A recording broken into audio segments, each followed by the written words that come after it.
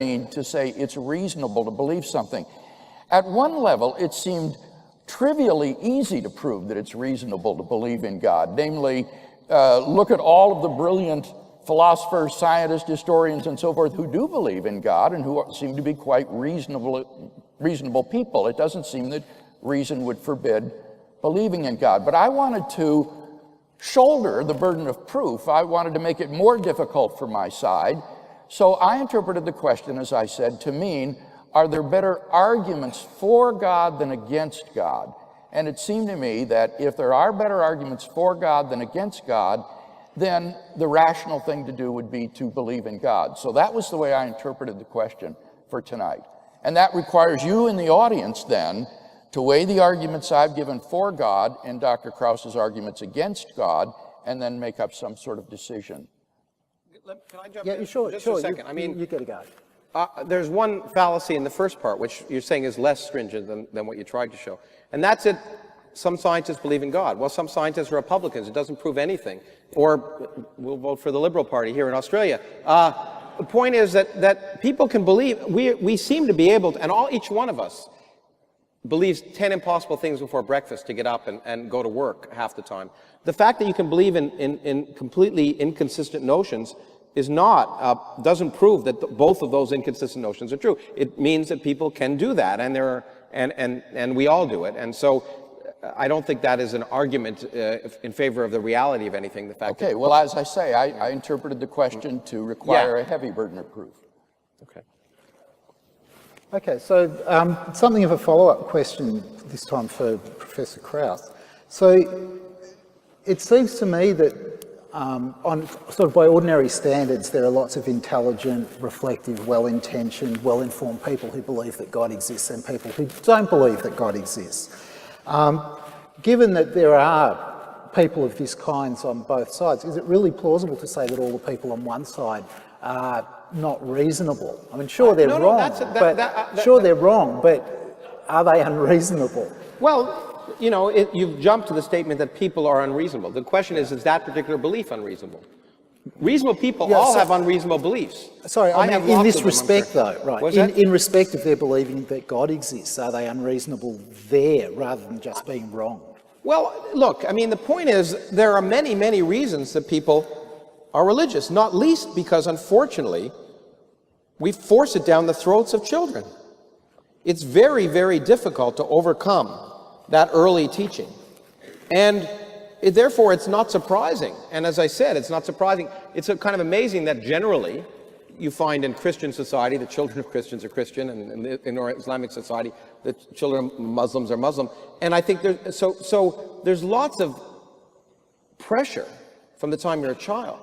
And so a belief in something, plus in fact, there's lots of, and we don't have time, well, maybe we do have time to go into evolutionary psychology. There's lots of reasons to expect that people are hardwired at some level to look for causes where there aren't, to look for the design where there isn't. So there are natural predilections that we're hardwired into, and that's what science tries to overcome. Those natural predilections to believe in that coincidences are significant, to check them, to check your own work. In fact, the easiest person to fool is yourself. And as scientists, I don't know how many papers I've seen people almost produce saying, I discovered something wonderful, but then if they're good enough, they check it and find out it wasn't. It was just an accident. And so I think it's not unreasonable. It's a natural human tendency. Okay, Bill, do you want to comment on that? Well, no, I think this is academic because, as I say, the way I've interpreted the question tonight is that I intend to provide arguments for God's existence that I think are better than the arguments against God's existence. And you haven't disputed that if one does that, then it would be reasonable to believe in God, even though there are much weaker interpretations of the question that would say that a person who is, say, expert in the area of philosophy and who is a brilliant philosopher and chooses to believe in God seems quite within his rational rights. But as I say, that's all academic. We need to focus on the arguments that have been given pro and con tonight. And we need to sometimes recognize that the arguments are wrong because, but that's a double-edged sword, right? I mean, what you said about self-deception and having bad arguments. But That quoting applies Alex to you Valenkin equally. incorrectly is just quoting Alex Valenkin incorrectly. I mean, you know. Well, do we want to talk Anyway. about that? I think it would be Because good to move on to discuss one of the arguments. So yeah, let's take up the question about the BGV theorem. Okay. About what? The Bordet. Oh, yeah. Valenkin All theorem. right. Could we So- bring up so your can I- slide with this can I- private email that you received? I can go put it back up. Yeah, While you're let's doing do. that, can I ask you a question about this while you go and Okay, well, let's see if we do need it? to put the slide up. So my question is whether there aren't models out there like Anthony Aguirre's steady state internal inflation models. Don't they just show that the implications of the theorem have got to be very limited? Well, the point is, as Alex pointed, look, first of all, this is a red herring in the first place. It's like, I'd like to sort of use Dr. Craig's argument, although we're now on a first name basis, so I'll call him Bill. It doesn't matter whether the universe had a beginning or not. That's not a crucial point. So let me just point out that that's a red herring. As I said the first night, I think if I were going to guess, I would guess our universe had a beginning, namely space and time began. Okay, I guess that's the most likely possibility. But that doesn't mean in any case that there's a God. But you're absolutely right that there are tons of models, and whether you think they're better motivated or more poorly motivated, that involve a contracting phase and then an expanding phase. And in fact, Alex was talking about the fact that he has one. And in fact, that there's one for the multiverse.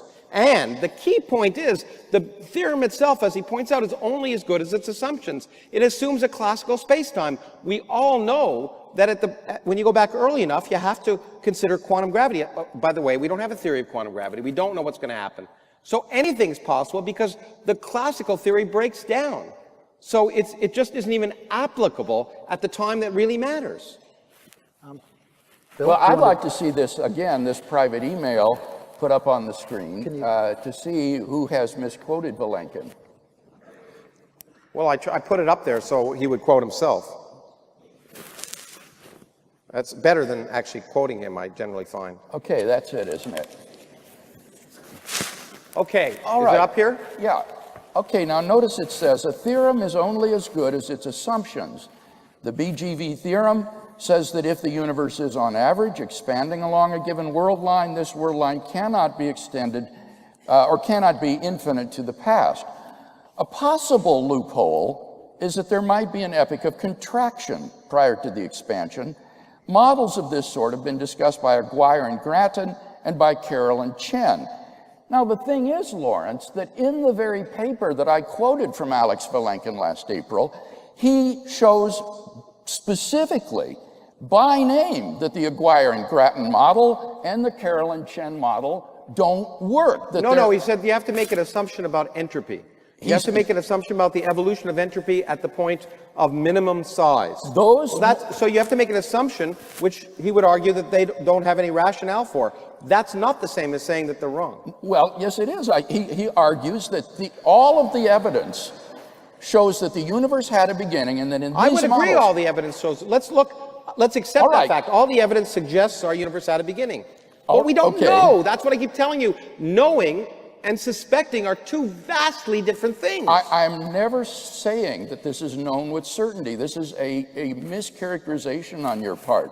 What I argue is that the premise is more probably true than false. And actually, you agree with me on that the universe began to exist. But I want to say it's focus likely that the universe began on to this exist. claim that I've somehow misrepresented Valenkin. Well, but the key line is the last one, that the theorem breaks Now, down wait to a the minute. point when it really matters. One at a time. Now, there's more here, because I noticed that at the end of this paragraph, where the Carroll Chen and Aguirre Grattan models are mentioned, that he specifically shows... Because it was technical. He talked about the fact that you Lawrence, substitute hang on a minimum sec, just entropy. let Bill He finish. specifically shows that these models cannot be past eternal, and that they involve, therefore, a beginning of the universe, Bill, just like the others. you could do the math if you want. Now- I'd love now wait. you to do it. Now wait, I couldn't help notice, although it's down from the screen now, that there was a series of ellipsis points following the paragraph. Yeah, because it was technical, and I thought Well, it was, I wonder what you've deleted from the original letter. I just No, wait. I just told you. No, wait. Yeah, but you I didn't. just told you. He says that you assume a minimum of entropy at the lowest point for which there's no rationalization in the papers and within the context of the model given, and therefore he finds them unpleasant. Could it have been something like this? You can evade the theorem by postulating that the universe was contracting prior to some time. This sounds as if there's nothing wrong with having a contraction prior to expansion. But the problem is that a contracting universe is highly unstable. Small perturbations would cause it to develop all sorts of messy singularities so that it would never make it to the expanding phase. There's a growth, in this paper, that's absolutely right. There are many assumptions about entropy and uniformity that make those models look artificial. But it's but that's different than saying they're wrong, especially if the minimum occurs at a point where quantum effects are important and the whole classical theory goes out the window. That's the key point. Quantum mechanics, we don't have a theory of quantum gravity. Quantum gravity is required to understand the universe at t equals 0. Until we do, it's unknown. Isn't it true that the only viable quantum gravity models on order today involve a beginning, have a finite past? No. Well, can you give us one then? Well, it depends what you mean. There are viable models of a multiverse in which the multiverse is eternal. There are conformally, in fact, I noticed you were maybe, at one point you quoted, no, you didn't now, but I was prepared to jump on you in case you did. Roger Penrose. Right. And there's classically conformal theories that in fact involve a cyclical universe, and they're perfectly consistent at this point, but none of them, the point is all of them have flaws because none of them are a true quantum theory of gravity. So all of them are open to question. In my experience in science, all of them are probably wrong. Because if most theories are wrong, which is why it's hard. Right. Okay. Right. And so I always bet, in fact, I bet the Higgs wouldn't exist, because most simple theories are wrong. You bet against it. Yeah, because it just seemed too simple and slimy. But on the other hand, the difference is, while I thought it was ugly, it exists, so I've changed my mind. And in fact, I wrote a paper that showed that fine-tuning that you talk about is natural in the context of the models once you add a Higgs. So I actually explained the fine-tuning just last week. You're talking about the cosmological constant. Yeah. But you know that the fine-tuning extends far beyond that. There's a as I told you that day, multiple range of finely tuned constants. Here's the problem with the fine-tuning argument. Here's the problem with the fine-tuning argument. One of them. There are many of them, but I told you this the other day.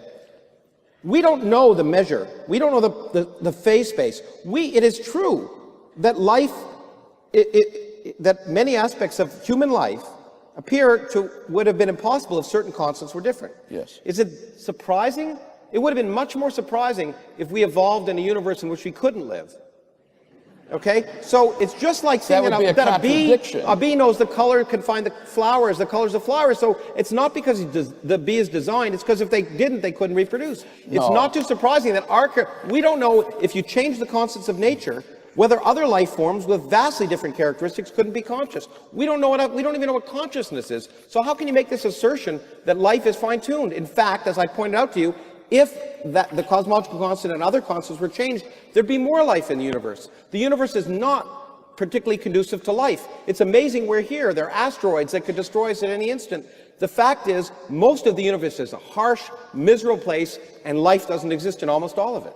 That's irrelevant to the requisite fine-tuning of those initial conditions in the Big Bang, with the constants and quantities which must be in place if anywhere in the cosmos life is to evolve and exist. No, life like us. Hang on. No. How do you know? Because, how do you know what kind of life can exist? Because we're not talking about universes governed by different laws of nature. No, I'm just saying all I'm saying is we know of one kind of intelligent life in some of this room. And the point is we don't know what the phase space is. In fact, I wrote a paper once showing that if you made different assumptions about what kind of life could exist, that you'd predict radically different values for the fundamental constants. So we just don't know the answer. It's an interesting question. It's an interesting possibility, and it may even be right. It may even be right that there's a lot of universes, but if that's the case, it's not design. It's natural selection. It's cosmic natural selection. We find ourselves living in a universe in which we can live. Big surprise. Right, that's not a surprise, but that's not the But argument, other universes Lawrence. in which the constants are different, either we wouldn't exist or different life forms exist. It's not special creation. It's exactly the same, I was going to say philosophical, it's exactly the same logical problem that people had before Darwin. Everything looked designed. Life looks beautifully designed. It's not. That is not the same. What we're dealing with here is, if we talk about life in the most general terms, is the ability of an organism to take in food, process it, reproduce after its kind. Life so generally defined wouldn't exist anywhere in the That's cosmos. not true. For example, without the fine-tuning. I'm going to a hang on, conference hang on. with Freeman Dyson, Lawrence. who's been having a debate with me about this, No, and we've been wait. talking about exotic forms of life. Let Bill finish. In the absence of the fine-tuning, it's not as though there might be different odd aliens that would evolve somewhere in the universe. In the absence of fine-tuning, there wouldn't even be matter. There wouldn't even be chemistry. How do you know? How do you know? Because the laws are kept. There wouldn't be matter like we measure. But if the quark masses were different, there'd be different kinds of matter. In fact, if there were different symmetry groups, there'd be different kinds of matter and different forces. How do you know what's possible if you don't know what's possible? There aren't different forces. How do you know? Because we're considering that subset of universes governed by the same laws, but with different values of the constants and quantities, and therefore we can predict what would happen. One thing you if don't those were understand is a changed. different constant means a different force. The weak force is short range, the electromagnetism is long range, radically different just because of a different constant. If I gave the photon a mass, electromagnetism wouldn't exist anymore. So it's not as if the forces that exist at a human level are different than the constants. If I gave the photon a mass, electromagnetism wouldn't exist, we wouldn't have lights, we wouldn't be here. And so I'm sorry, Bill, you just don't understand the physics. You're out of your depth here. You're not arguing just with me here. You're arguing with all of the physicists who do accept that the universe is incredibly fine-tuned. There for are intelligent parameters. Look, interactive I was one of the life. first people to point out that to suggest a value for the energy of empty space, which is ridiculously small compared to the naive value,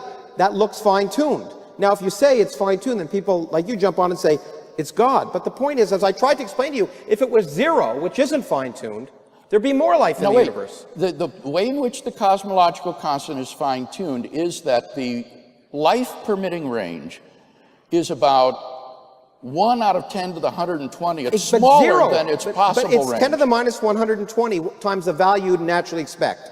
Now, that is ridiculous, and it's the biggest problem in physics, and it excites me. It's wonderful to not understand. That's what being a scientist is all about. Yeah. Loving not understanding, not knowing the answer before you ask the question. And so the point is, it's ridiculous. We don't understand it at all. One possibility is it's anthropic. Another is that we might actually have a theory, as I propose, that fixes the value. But what I want to point out is if it was zero, which every one of us thought, which every one of us thought 30 years ago, because it's the mathematically natural value, then there'd be more life in the universe. So zero, which is smaller than the number we see, is a much better value. If you wanted to pick one that isn't fine-tuned, you wanted to maximize the amount of life in the universe, you'd pick a cosmological constant equal to zero. I don't think you understand what fine-tuning means. It doesn't mean that the cosmological constant couldn't take the value zero. What it means is that the life-permitting range includes zero. Yes, the life-permitting range will go to 0 to about the Planck energy density. And that 10 to the minus 120 times the Planck energy density. That life-permitting range is incomprehensibly tiny compared to the range of assumable values. That's if you don't change any other fundamental constants. If you change delta that's a rho over different rho, argument. the energy, the fluctuations in the early universe, then the life-permitting range of the cosmological constant changes incredibly, and the preferred value is very different than the value we pick. So the point is, we don't know what constants of nature are fixed, which ones can change. We don't know. And so it's incredibly, while it's an interesting suggestion, it's incredible overstatement to say we know the answer. We don't know what values change. And I told you, if you change delta rho over rho, the fluctuations in the early universe, the preferred value of the cosmological constant will change by a value of 10 to the 5th. And we don't know, because we don't have a fundamental theory, which parameters are fixed by that fundamental theory, which can vary, whether there are more than one universe, whether we're the only universe. We just don't know. So it is an interesting speculation, and one that I've thought about a lot. But to claim we know the answer is to overstate the argument. Gosh, Lawrence, you're equating my giving an argument which has premises that are probably true with some sort of certainty, and I'm not suggesting But the that. premise isn't even probably true. It's like the statement that I made in your other syllogism. It's not true that the constants are fine-tuned to allow intelligent life. That's just not that's like saying all mammals have homosexual tendencies. I mean, it's just an overstatement that leads to nonsense. I don't think that's correct, and neither do most physicists. Well, Maybe we should move on to a different topic at this point. Maybe actually, we've exhausted that one. But I want one thing I want to say, and I'm sure Bill will agree with me here, we every now and then agree. I appreciate your allowing us to have a discussion. In the other two debates, the moderators felt that that their views were what people were coming to listen to. And maybe they are more rational than Bill or I. But the point is, I really appreciate you allowing us to have that conversation. Okay, before we turn to take some questions from the audience that have come up on my iPad, maybe we'll move to a rather different subject matter, and I have a couple of questions about this. So, this is a question for Lawrence. Elsewhere, you've raised questions when you've been talking about Christianity, about whether Jesus existed. And I wonder what you'd like to say about, for example, the book of Acts and the report there of Paul's behaviour. I mean, how would you understand that if Jesus didn't actually exist? I just did that to provoke Bill, but the point is, look, I wasn't there. If you ask me, is the weight of historical evidence such that Jesus was a real historical figure? I'd say the weight of historical evidence is that Jesus was a historical figure. Is the weight of the historical evidence that Jesus was God? No. The weight of the historical evidence is that he was a revolutionary. He may have had delusions about being God. In particular, his disciples wanted to deify him, I think. But in any case, I do not dispute that the weight of the historical evidence suggests that he was a real person. Let's get that. Okay, do you want to say something about this? Well, what I wanted to say, Lawrence, is that your comparisons of Jesus of Nazareth with Dionysus and Osiris is based upon scholarship that is more than 100 years out of date. And I think that, honestly, you've got to I think you've been fed a lot of misinformation by skeptics and internet infidel types that are really misleading you on where historical Jesus scholarship is today. Let me explain two things about this, why this view is gone now. It's over 100 years out of date. Scholars in comparative religion and in the history of religions during the late 19th century ransacked the literature of ancient mythology looking for these kind of parallels to Jesus, and some tried to explain the origins of Christianity from these. That movement soon collapsed, however, primarily for two reasons. First of all, the parallels turned out to be spurious. When you look at these supposed parallels between Dionysus and Jesus, or Osiris and Jesus, they just don't hold up. Dionysus was not raised from the dead. Osiris in the myths lives on in the underworld.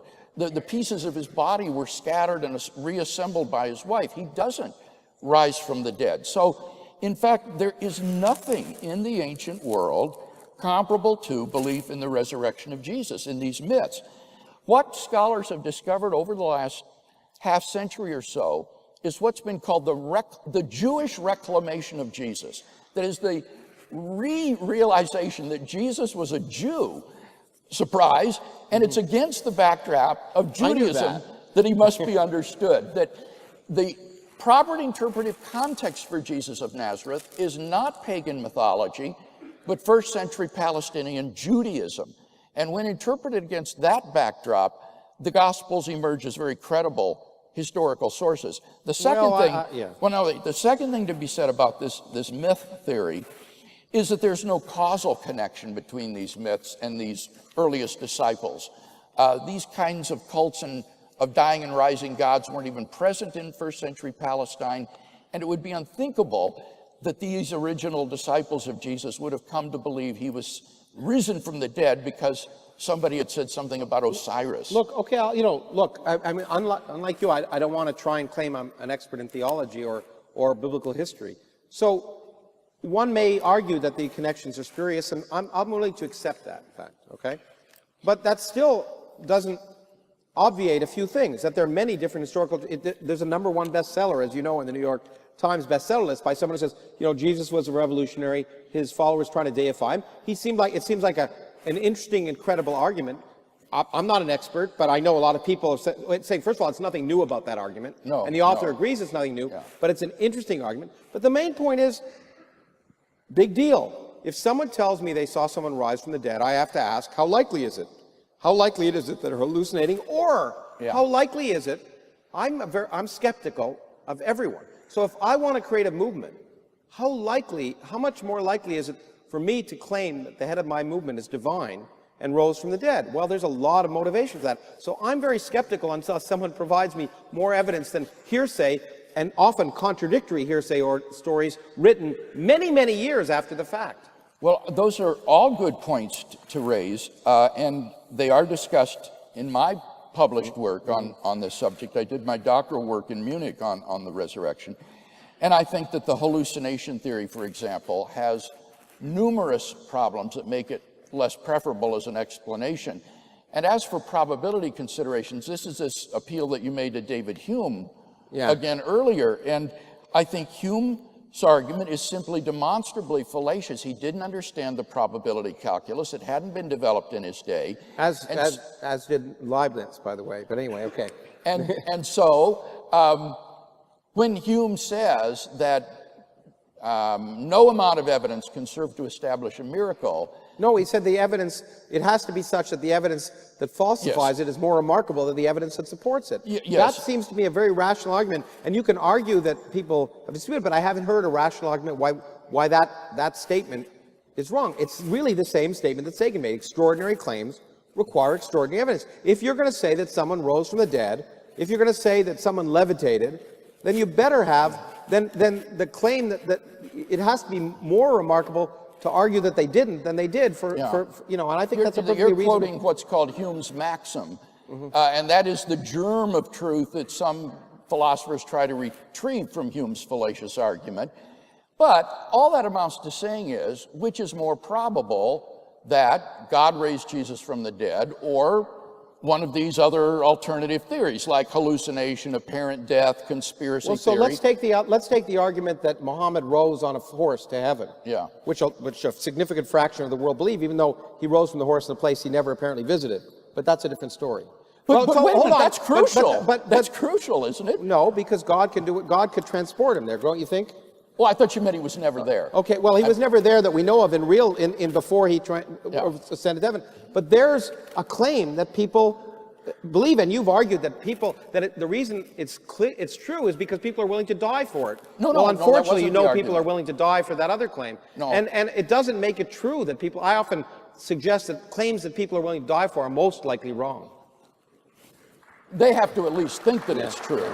But no, that wasn't the argument. The argument was that the very origin of the disciples' belief in Jesus' resurrection is something that requires some sort of explanation from the historian. Why did this movement arise? Where did this belief come from?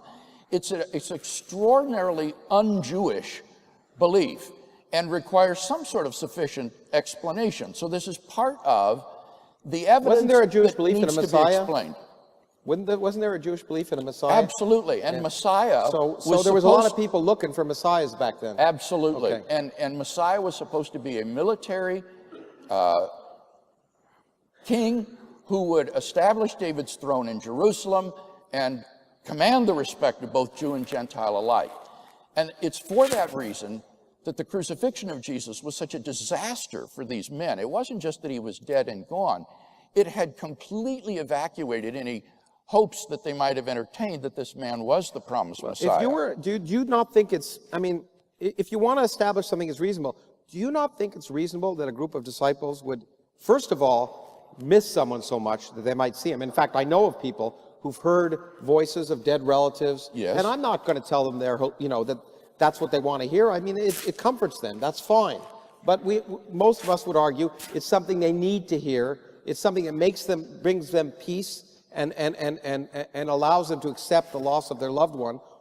as one possibility, or the other possibility that if you're a group of hard-done revolutionaries, hey, it's really good to create this story because it makes your leader seem more powerful. I mean, I guess I do want to impugn them, but I mean, I'm skeptical. People are people, and it's just as rational to believe in that as rational to believe that something that's never occurred before in human history, never occurred afterwards, for which there's no direct evidence actually happened.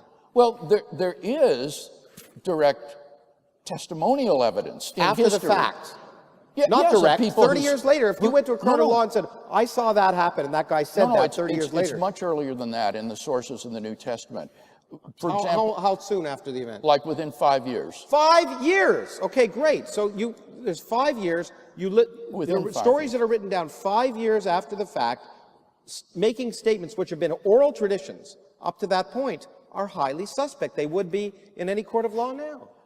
Not in a Jewish context. In Judaism, oral tradition was a highly developed, highly prized skill that was passed on with But you great also realize accuracy. there are inconsistencies in the different oral traditions. Now, they're minor ones, but they're inconsistencies which represent the fact that they indeed were an oral tradition passed down from mother to daughter or father to son, depending upon whether a matriarchal or patriarchal society. And those oral traditions, after 5 years, after 20 years, after 100 years, become easier to believe because you weren't there. No, but no, Lawrence, we're talking about within 5 years, we're talking about information about eyewitnesses to the resurrection of Jesus that go right back to the very beginning, to the disciples themselves. And the question you're raising is a good one. Could these have been like bereavement visions? Yeah. And I think that you can argue that no, that's highly implausible. In fact, that when you look at the psychology case books, there is nothing comparable to these resurrection appearances. In order to get anything comparable, you have to cobble together independent stories to try to make a composite picture. But there's nothing. There's so many examples in modern times of people seeing things that are more remarkable. People seeing aliens in the room. People being, having weird sexual experiments done to them by aliens. People seeing their loved ones present in the room with them. Yes. It happens all the time. I say there are these bereavement visions, that's true. But what we're dealing here with is multiple individuals on various occasions, different circumstances, not only people who were believers, but people who were unbelievers, not only individuals, but groups. Well, I can say the same thing about alien visitation. No, I don't. I've debated alien abduction people on stage, and they'll give me examples where whole groups of people claim to see alien spacecraft do things. And as Richard Feynman said, it's much more likely, due to the known inconsistency or irrationality of humans, than the unknown rationality of aliens. These things happen.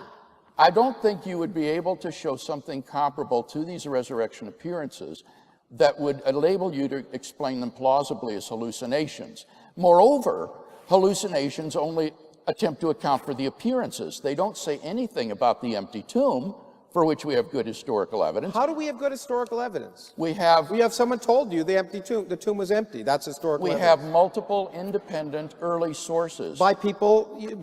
Exactly. We have multiple independent evidence based on claims by early sources after the fact. Well, of course. Reported 5 years after the fact. They go back to within not that the next early. day, not we don't when know you could have that. checked for DNA evidence. We don't know that. But in any case, this is of a publicly verifiable fact that anyone in Jerusalem could verify, including the Jewish authorities. And the Jewish authorities never pointed to the tomb of Jesus and said, there's the body.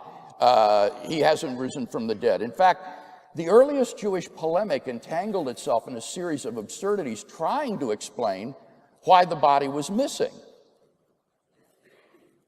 Well, there are lots of look for Jimmy Hoffa.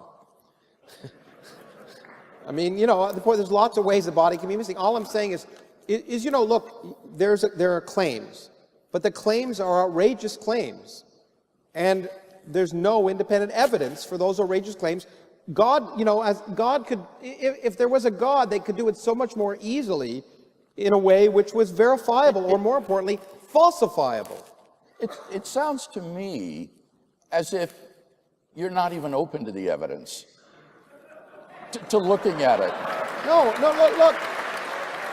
When I read physical review letters and I read an experiment and it makes a ridiculous claim about neutrinos going faster than light, I'm highly skeptical, and I try and think of all the reasons it can be wrong, in spite of the fact the experimentalists are excellent experimentalists, and CERN is a wonderful institution, but it's an extremely difficult experiment to do, and I know, based on everything I know about other parts of physics, that it's highly unlikely. And I always use I think I told my mantra from the publisher of the New York Times, that I like to keep an open mind, but not so open that my brains fall out. No, well, I hope you'll keep an open mind to the evidence for the empty tomb, the post-mortem appearances, and the origin of the disciples' belief in Jesus' resurrection. Most scholars who have looked at this and have an open mind think that these do belong to the portrait of the historical Jesus, and I don't find any other explanation that it has the same sort of explanatory power, explanatory scope, degree of plausibility as the hypothesis that these original men gave, that God raised Jesus from the dead. Well, it's clear you don't. Okay, let's go on. I mean, I accept that you don't. Okay, maybe we should now move to some questions from the audience. We've got a bit of time left for these. So I think this first one is probably intended for Lawrence. So science gives us guidance and nice stuff, but also chemical weapons and gas chambers. Can you discuss? You know, that argument, I keep hearing that argument. And you know, Steven Pinker just wrote a great paper. He said, well, you know what? People say it about science, but they don't say, you know what? Architects create beautiful buildings, but they also created the Nazi gas chambers. Musicians are great, except Hitler loved opera. I mean, the point is, science is not a thing, it's a process. It's a process that allows you to separate fact from fiction, nonsense from sense, make predictions that work, and make the universe a better place. Now, it is a human activity, subject to human constraints, political and economic ones. And in my opinion, so the process is not evil.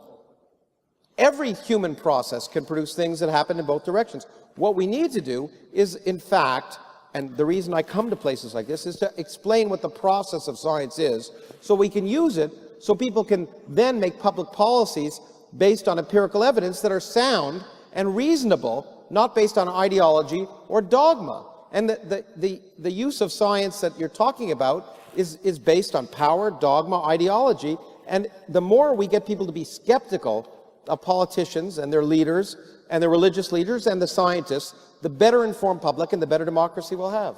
The point is,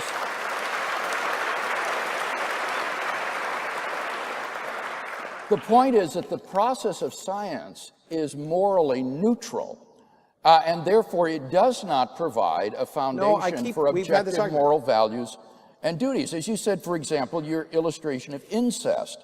The most that is shown is that it's taboo, but being taboo is very different from being objectively morally wrong. No, we've had this discussion ad nauseum. The point is, science, first of all, is based on honesty, transparency, no authorities. And those assumptions can't be scientifically justified. Those are ethical things which I just wish, for example, were true in the Vatican. Okay? And the argument that some things are the argument of right and wrong depends. You don't have to mention the word God.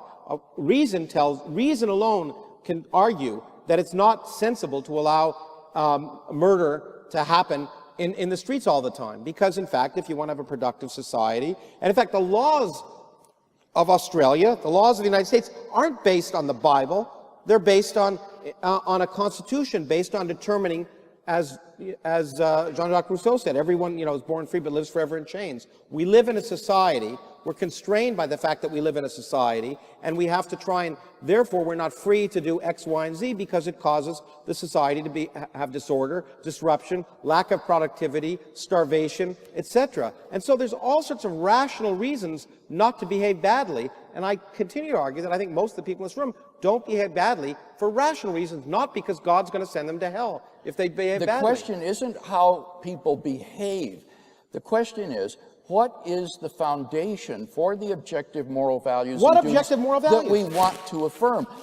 Your point actually supports me. What your point shows is that these are just social conventions. like in Australia driving on a different side of the road than in the United States. Or where in we drive- Christianity, one thing, or in Islam, another. Ah, The point now is, you're changing there's the no subject. objective moral code because every religion has a separate objective moral code, and they're mutually inconsistent. You're trying to escape the point that science is ethically neutral. It needs to have ethics from the outside, not from itself. It's based on an ethos. It's not ethically neutral. That is a misrepresentation of science. It is unethical to be dishonest. It's unethical to hide results that disagree with your premise. All of the science doesn't work if you're not ethical. Well, this gets back to our discussion in Brisbane. Remember, I argued that science would collapse without the assumption of these sorts of ethical values. But they don't come from God. They cannot be scientifically justified. Science merely tells us how the world is. It doesn't tell us how it ought to be. That moral ought has to come from some other source. It tells me, for example, it tells me that gays aren't bad. It tells me that because biologically, 10% of every mammalian species has homosexual, in fact, some long-term homosexual partnerships in sheep, for example. And sheep are not immoral or unnatural. So it tells me that certain moral presumptions that are claimed to be universal and objective are just nonsense. So science does inform my morality. I can't have a morality if I don't know how the universe works. If I don't know the consequences of my actions, I can't determine what's right and wrong. We done with that question? Well, no, Yeah. I mean, because on Dr. Krauss's view, in effect, we just are sheep. We're animals, just relatively advanced We animals with a primates, brain. and in the way that I don't see any reason to think that you can have an objective moral ought that derives from science. There is no such thing as an objective moral ought. Give me one. Every religion has different objective moral oughts. Okay. They change over time. We use our reason, and you even said the other day in Brisbane, we've improved in our morals. Didn't you say that? Yes. Okay. Moral we've growth improved is because we've possible. learned things. Well, yes, but that moral improvement is only possible if there is a standard against which moral change can be judged as better or worse. And that standard in is the reason. absence of a standard, it's just moral difference, but not moral change, or not moral improvement or degradation. And the standard is reason and rationality. Reason and rationality Well, I don't would tell argue you it how is. things I mean, ought that's where to we be. differ. I mean, we're not going to probably make Do progress you here. really think that nihilists or amoralists like Bertrand Russell, Nietzsche... Bertrand Russell wasn't amoral. He argued strongly against war, which you were arguing against the other day. I mean, there are many things that, I mean, to call Bertrand Russell amoral is an talking about his obscenity. view, Lawrence, not the man. Okay. He himself said he doesn't know how to reconcile his own affirmation of moral standards, his anti-war positions in his cases for sexual freedom, with his own ethical theory, because on his own ethical theory, there just isn't any basis for affirming that. I mean, in fact, on your own view, you're a determinist, right? It depends what you mean by determinist. You do not The laws believe of that we the have quantum mechanics are second-order differential equations that are deterministic, yes. And you think that all of our choices and decisions are No, determined. I said the fundamental laws are deterministic. Do we act in a world as if that looks as if we have free will? Absolutely. Yes, that's right. In your Stockholm debate, you said, we act and cannot help but act as if we had freedom of the will. But yeah. in fact, on your view, we At don't. a fundamental level, at a fundamental level, the equations of physics are deterministic. Our actions, however, it's just like we are complex beings, and to determine all of the variables that affect our decisions make us effectively act, operationally act, yes. as if we have free will, As indistinguishable from individuals that have free will in an operational sense. And since I'm a physicist, what's operational is what matters to me. Now, someday, we may completely understand consciousness. We may be able to completely understand and determine what actions people make based. I doubt it, because it's incredibly complex, but it may happen someday. I just don't know. Moral responsibility is incompatible with determinism. All you're saying is, on your view, we're so complex that we have to act as if we have freedom of the will and are not determined in our choices. But if your choices are determined, then I said the moral fundamental thing that- responsibility is impossible. Bill, we're talking about different things. I'm saying the fundamental, just like I'm saying that knowing the fundamental forces of nature does not explain that does not allow you to appreciate a Mozart concerto. It's a very different thing. It's a whole different level of complexity, emergent phenomena. There's a whole bunch of different... So as I've often said, and my friend Frank Wilczek, who won the Nobel Prize, said, this theory of everything that people are claiming is really a theory of very little. Yeah, that's It's a right. theory of quantum gravity. Knowing a theory of quantum gravity is interesting to us physicists because it'll tell us how the universe began, but it won't explain the details of human consciousness, Yes. which we don't understand. So there's a huge gap between saying the fundamental physics is deterministic and and discussing human behavior. We don't even understand consciousness. But you do think human behavior is determined, right? Our choices and actions are determined by brain states, physical brain states. What I think is there's no way to a priori, on the basis of initial conditions, physical conditions, to in any plausible way predict a priori what's going to happen to everyone in this room when they go home. Yeah, that's a different question. That's predictability, not determinism. Well, you know, the point is that I think the humans make decisions based on many factors, and they make rational decisions, and they can act rationally or they can act irrationally. And I've tried to argue that in many cases you've acted irrationally, but and as have I in various occasions, as is everyone in this room. We all act irrationally. We regret it if we understand it, and if we don't understand it, we continue to go on. Anyway. Okay, another question. So I think this one's for Bill.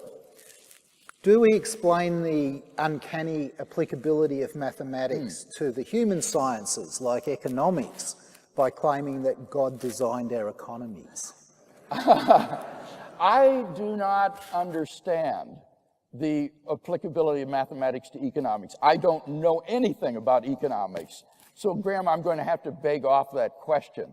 I do know, however, that the applicability of mathematics to the physical realm is something that is uncanny, it's extremely effective, and I think it cries out for some sort of explanation. And why the world is built on this mathematical structure is inexplicable, it seems to me, on naturalism or atheism.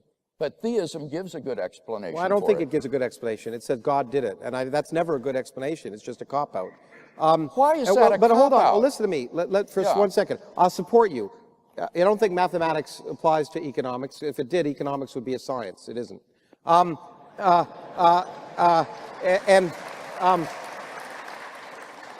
So I'm going to come to your aid. But the unreasonable effectiveness in mathematics is a fascinating issue. Yes. But there are lots of questions. First of all, if it was the language of God, why isn't the Bible written in mathematics? First of all, okay. The point is, nature, if it's explicable at all, is explicable in terms of some language. It's also not that surprising to me that human beings, arisen as natural entities with consciousness that has arisen by natural processes, have discovered a language that works. But some language had to work, and it is amazing that it's the language of mathematics instead of any of the other human languages, and that is a remarkable fact. But something had to work if the universe is going to be explicable. Now you may say the fact that the universe is explicable is a miracle, and you're welcome to say that. Okay. But Good. it doesn't. But the fact that the universe is explicable is remarkable. But being remarkable and being a miracle are two different things. Right. Something that's remarkable cries out for explanation. We wonder... But it doesn't always cry out for explanation in terms of an intelligence. Well, it's like saying that you see an unidentified flying object and it must be aliens from another civilization instead of swamp gas. Well, but see here, I'm looking for what sort of other explanation the naturalist might offer for the incredible, complex mathematical structure of the physical world. And as I say, if mathematical objects are just abstract entities that are causally isolated from the world, that can't be an explanation. If they're just useful fictions, then how in the world did nature come to be written in the language of these fictions? It seems to me mathematical models model the universe. They provide a good approximation. In fact, in general, Yeah. They're an approximation to nature. There Yeah, is and you no say theory. that's amazing. There is no mathematical model. Let me make this clear and precise. There is no mathematical model that exactly reproduces nature at all scales. Every mathematical model written down is an approximation. Okay, and the question is, what's the best explanation for that amazing and remarkable fact? The theist, in his worldview, has a ready explanation, namely, God built the physical universe on the mathematical structure that he had in mind. And so there is a correlation between that mathematical structure and the physical universe. But in the absence of a designing cosmic mind, the applicability of mathematics, as Mary Lang says, just seems to be a happy coincidence. No, as I repeat, it is a very useful way to model the world. We can model the world with pictures too. We can model the world with words. There are varying levels of approximation. But, you know, if God was a mathematician, as Hardy may have said, or some mathematician may have said, because mathematicians are weird. The point is, why didn't he reveal calculus to Moses? Because the purpose of... Does anybody take that as a serious objection? I think I thought I did.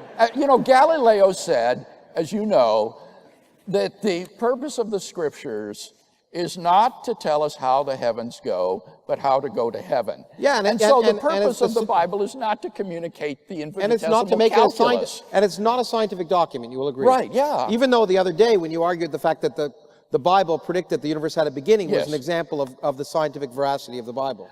No, well, yes, in a sense. What I good. said is that it is a prediction which can be either verified or falsified by science, and that science has in fact verified that. So it is a scientific document in that regard. Not the fact that it got the order of creation wrong in Genesis or any of those things, but the one thing that happens to agree with what is likely to have happened, the universe had a beginning. So you found one thing that's right, and therefore it's a correct scientific prediction. What I said was that prediction has been scientifically verified. Yeah, I agree. Right. Yes. Now, just like the prediction in the Rig Veda that the universe began is scientifically verified, and all the other creation myths, which involve the word creation, meaning something arose, the universe arose, they're all been scientifically verified, so they're all just as No, I don't think that is correct. I don't think that's what it says in these other creation myths. They does typically say that, involve Bill. Come on, they all say they're called creation myths for a reason. Oh, but the creation may be a cosmic egg which breaks open, or the blood from a mythological dragon spills out, or the sperm of the gods. But we all know that you shouldn't take a literal interpretation, like you wouldn't take a literal interpretation of the 7 days. So why should we take a literal interpretation of that bit of nonsense and not a literal interpretation of the bit of nonsense in Genesis? That is going to depend upon the literary genre of the literature involved. Right? If you're right that these other myths are not to be taken literally, then it would be a literary mistake to take them that way. But just like Genesis. That's the question. Just like Genesis? Yes, I do not think that. So the creation myth in Genesis is not to be taken literally. Correct. And any statement about the scientific veracity of Genesis is ridiculous. Not any statement. I mean, for example, that there are animals and four-footed beasts and sea monsters and sun and the moon. I mean, those are all scientific, but it's not a scientific narrative. It is a figurative narrative, poetic sort of narrative about the creation of the world. Just like all the other poetic narratives well, in that other depends. religions. Maybe so. I mean, you've got to look at them one by one. So I don't think you should disparage the poor Norse creation myth. Those poor dead Norsemen would be very offended. The question is whether the Norsemen took it literally or not. That's the issue. I mean, we got to look at it on a case-by-case basis. Okay, I think we've exhausted that. Okay, so I think we've probably got time for one more question. So what do we pick? Question for Dr. Craig. Do you think that philosophy makes progress? If so, what do you say to those people who observe that philosophers go on discussing the very same questions that were tackled by Plato and Aristotle? I didn't hear that last bit. Can you repeat the question? Do you want to repeat it, or do you want to I want to hear what it was, so when he says the wrong thing, I can jump on it. What do you say to those people who observe that philosophers go on discussing the very same questions that were tackled by Plato and Aristotle? Okay. Well, I think that the fact that there are the sort of great questions of philosophy that are perennial questions is not a deficit of philosophy. It is part of the glory of philosophy that it deals with the deepest questions that human beings can ask, and those are always questions that every generation needs to ask for itself and re-explore. Things about the meaning of life, whether or not there are objective moral values, whether or not God exists, is there a mind distinct from the body? These are perennial questions that need to be constantly rediscussed. And I think that philosophy does make progress. One example during the 20th century would be the collapse of scientific verificationism. The notion that a sentence is meaningful if and only if it can, in principle, be scientifically verified, was shown to be too narrow a criterion of rationality, or meaning rather, and also to be ultimately self-refuting. And so I think philosophy does make progress over time, and that would be one illustration of it. Well, I agree with some of what Bill said. I think that philosophy has traditionally asked deep questions. We're all philosophers because we all ask those deep questions. And boy, I'm going to come to the defense of philosophy for the first time. That's amazing. A miracle.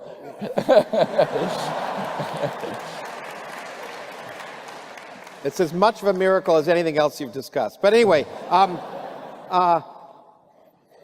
philosophers are trained to critically examine questions and look at them logically, and that's very useful.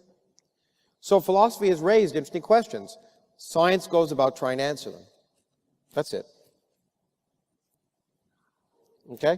The question is, does philosophy make progress? Of course it makes progress, because science makes progress. So philosophers can ask ever more interesting questions because they're informed by the knowledge of the physical world.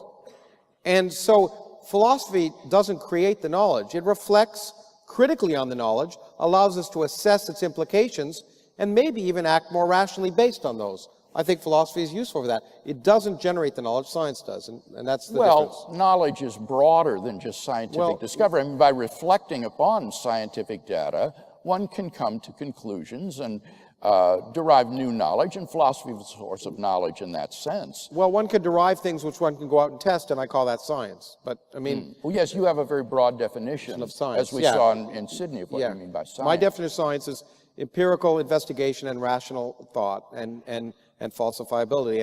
And we all do it every single day. And I wish we did it more. Maybe that's a good way to end. I don't know. Okay, so Robert will have a couple of things to say after I finish speaking. I'd just like to say a couple of things in conclusion. First of all,